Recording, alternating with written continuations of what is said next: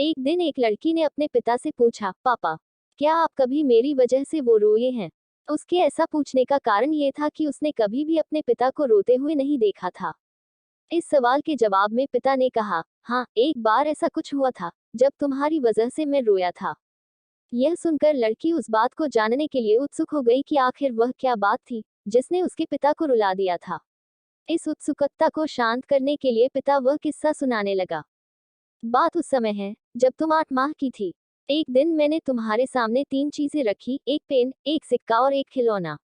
मैं ये जानना चाहता था कि तुम उन चीजों में से क्या उठाओगी।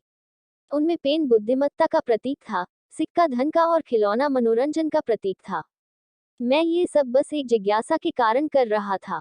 मेरे लिए ये जानना बहुत रोचक था कि मेरी बेटी के लिए आगे जाकर क्या सबसे अधिक मायने रखेगा। मैं तुम्हारे सामने बैठकर बेसब्री से तुम्हारे अगले कदम का इंतजार कर रहा था। मैंने देखा कि कुछ देर बैठकर तुम उन चीजों को देखती रही, फिर घुटने के बल पर चलते हुए उनकी ओर बढ़ी। जब मैंने तुम्हें आगे बढ़ते हुए देखा, तो मेरी धड़कनें मानो सी रुक गई। लेकिन अगले ही पल तुमने उन सभी चीजों को अपने हाथ से एक तरफ हटा दिया और आगे बढ़कर मेरी गोद में चली आई।